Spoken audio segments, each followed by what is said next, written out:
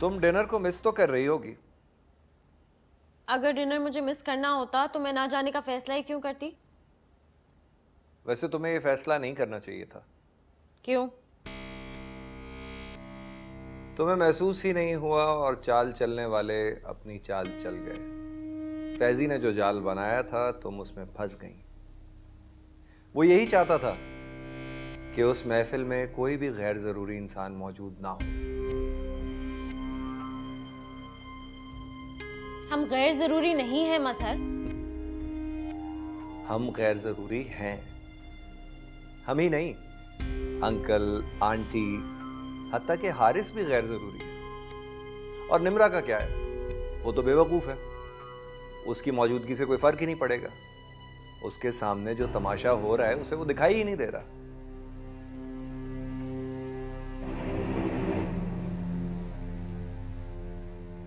तुम्हारी इन बातों से ना मेरा सर फटता है। क्यों करते हो तुम ऐसी बातें?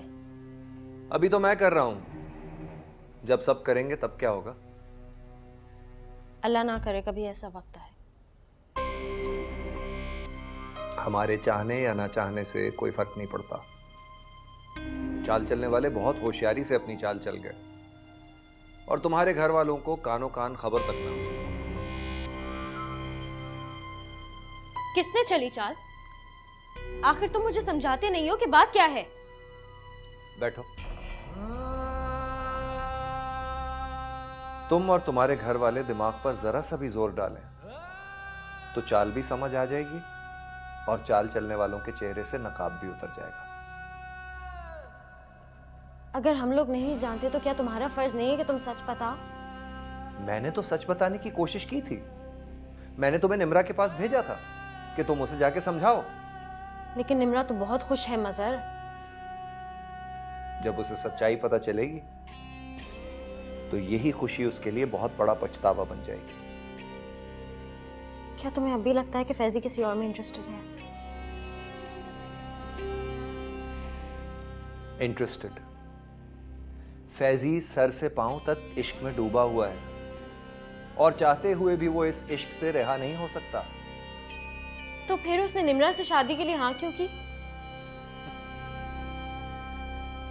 मजबूरियां, इश्क की मजबूरियां।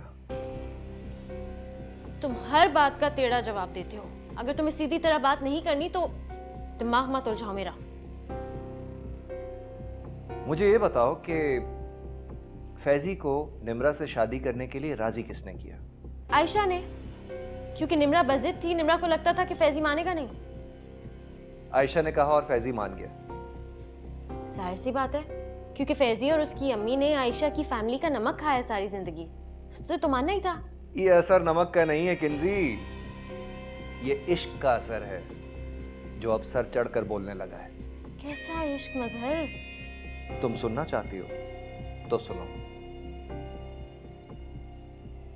लेकिन तुम खुद को संभाल नहीं पाओगी। जिसे तुम लोग हया की देवी समझते हो, वो तुम्हारे घर में बेहयाई का ऐसा खेल खेल रही है कि सुनते हुए भी रूह कांप उठे। अब यहाँ फैजी और आयशा का क्या ताल्लुक है? वही जो जिस्म का रूह से है। तुम्हें याद है मैंने तुम्हें बताया था कि मैंने फैजी को आयशा की शादी में बिलखते हुए देखा था। उसकी वजह यह थी कि फैजी से बर्दाश्त ही नहीं हो रहा था कि आयशा किसी और की होने जा रही है। और जाहिर सी बात है, आयशा के घर वाले इस बात के हक में ही नहीं थे कि फैजी उनका दामाद बने। इसीलिए आयशा के वालिदैन ने आयशा की शादी में जल्दी की और शादी हो जाने के बाद फैजी और आयशा को एक दूसरे से राब्ते में रहने का मौका मिल गया। बस कर दो मजहर, मेरा सर फट रहा है तुम्हारी इन बातों से। समझ सकता हूं मैं, इसीलिए मैं तुम्हें ये बात नहीं बता रहा था, क्योंकि इस बात को कोई भी गैरतमंद इंसान बर्दाश्त ही नहीं कर सकता। आयशा और फैजी तो अपनी चाल चल गए और अब तुम ये सोचो कि तुम्हारे घर का क्या हशर होने वाला है।